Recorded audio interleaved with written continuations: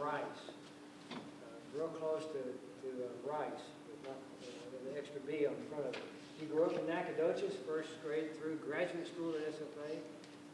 He got a degree at SFA, his bachelor's degree in math, and then he also got a master's degree in math at SFA. And after he graduated from graduate school, he taught for 4 years in Nacogdoches High School, taught math. And at that time, during that 4-year stretch, he met and married his wife, Anita, and they have 5 kids, 3 girls and 2 boys. And I guess they're basically grown up now. But anyway, then after he taught for 4 years in Nacogdoches, he went to Dallas Theological Seminary. He got his Master's of Theology degree there.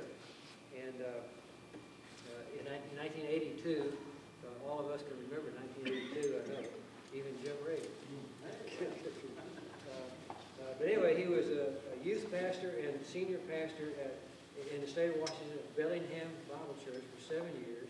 And then from there, he went to Monologue Bible Church, where he was the senior pastor for 16 years. And then for the last 7 years, I guess, he's been teaching math now at Lamar University. Basically, he's teaching college algebra. I asked him if he might be willing to prove to us that the square root of 2 is irrational, but he said he didn't want to do that. But anyway, a couple of things about Gary. He's a runner. In fact, probably the main reason we were able to get him to come here tonight is that this morning he ran in the Jingle Bell Run, the 5K run in Nacogdoches, in 32 degrees and icy cold weather, but he's doing fine. Healthy guy. Also, about running, this goes way back, but in May of 1972, Gary and another guy and I ran from Nacogdoches to Lake Raptor one Saturday. I've never run that far again in my life. It's about 38 miles. But anyway, so Gary's been running. He's run several marathons. He runs a good bit. And then he likes to fish, and I like to fish, so that's a good thing. In fact, he has access through a friend in Nacogdoches to a private lake, Lake Cairo. Some of y'all know where that is. But there's a lot of nice bass in that lake. I'm trying to get him to get me invited out there, but he's not working on it very hard. Also, Gary is a published author. He wrote a book, relatively recent. Come in. The title of it is Nacogdoches 1960, and it's kind of a, what do you call it, Nancy? Call it a fictional autobiography. Fictional autobiography. It's kind of about events in his life, but he uses different people's names, and some people are the same name they really are. Street names. Anyway, it was because Nancy grew up there. We kind of read it together. Really did enjoy it. She said, well, yeah, those people, I knew them, and they lived here, and all kind of neat stuff. But anyway, it's available on Amazon for what? Kindle. For Kindle. For Kindles. Yeah, for how much? $3.99? I can't remember. Anyway, also, when we were attending Grace Bible Church in Nacogdoches years ago, we were in a Sunday school class that Gary taught, and I think he was in seminary at the time. He was working, came to this in the summer to do an internship there at Grace Bible Church, and we were studying the book of Malachi. And the first day of class, he came in and quoted the whole first chapter, if you remember. It was just awesome. I asked him if he could still do that. He said no. Also, I guess it's okay. Gary doesn't know I'm going to tell this story, but several years ago, he visited us here in Lufkin, and Nancy, I guess I can brag on her a little bit. I really think she makes great pies, okay? And she had made a cherry pie? Yeah, cherry pie. And so Gary was at the house, and she cut us each a piece of pie, and I finished my piece, Gary finished it. I said, Gary, this is so good. How'd I know it? No, I've had plenty. Oh, come on, Gary. Don't you like Nancy's pie? I'm going to have another piece. So I kind of forced him to eat a second piece of pie, and it made him sick. I never lived that down. It wasn't because the pie was bad, it's because he ate too much. Anyway, so with that, I'll quit blabbing, and I'd like you all to welcome Gary Wayne Brice, also known as Yakim.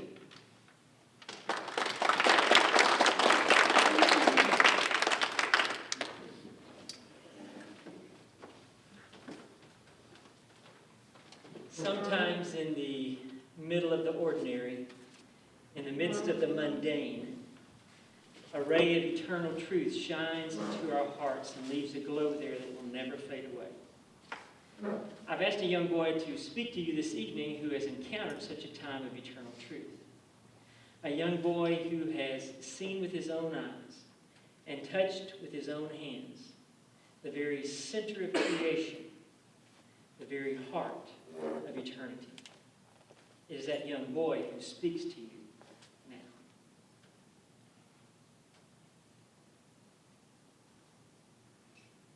My name is Yakim, and I'm 8 years old, and I live here in the village of Bethlehem. I live here with my mother and my father, who owns the finest inn in all of Bethlehem. I also have an older brother. His name is Jesse. He's named after Jesse, who was the father of David. Jesse is older than me, so he gets to go out at night with my Uncle Abram to take care of the sheep. Jesse is learning how to be a shepherd. He is a shepherd in training. I also have a sister, and her name is Elise. She's in training too. She is a nag in training. She is learning from my mother how to tell me what to do. Yakim, look at the tables. Yakim, clean out the stables. But sometimes she's okay too.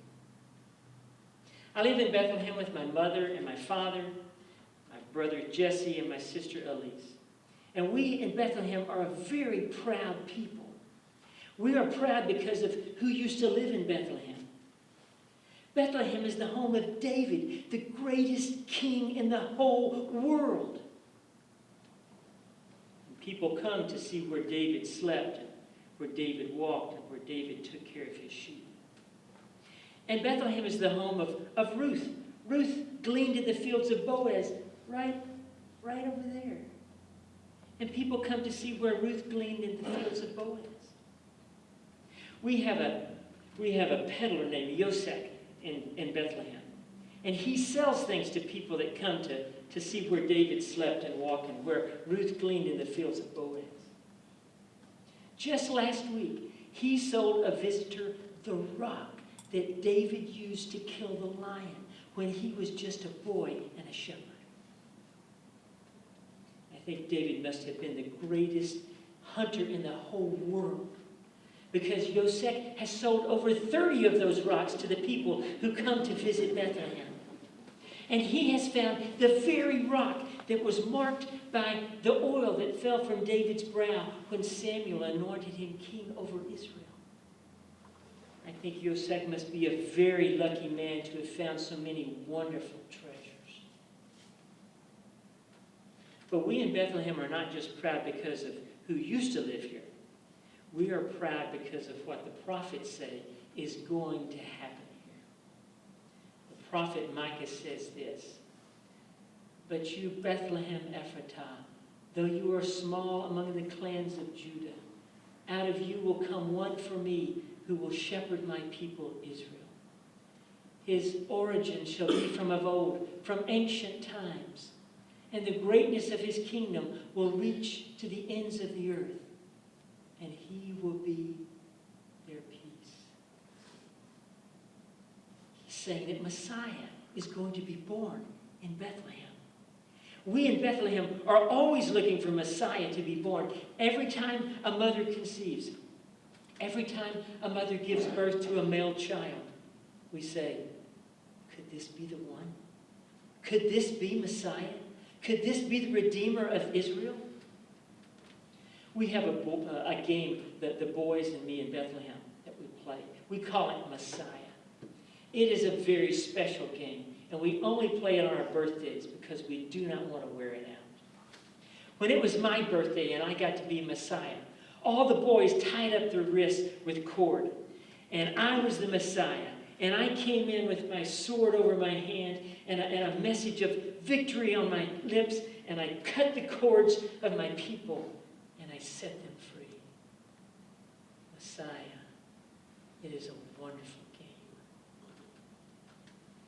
I remember once when I had not cleaned out the stables, and my mother had me on her lap and she was about to punish me, I remember I looked up at her and I said, "Mother, be gentle. Remember, I may be the Messiah." Well, her eyes got big and her mouth came open and she stopped. But then her brow furrowed and she finished what she had begun.